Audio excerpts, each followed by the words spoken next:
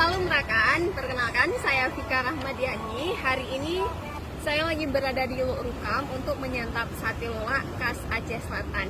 Nah, buat teman-teman semuanya yang berkunjung ke Aceh Selatan, jangan lupa ke Luk Rukam untuk dapat merasakan bagaimana nikmatnya sate lola khas Aceh Selatan.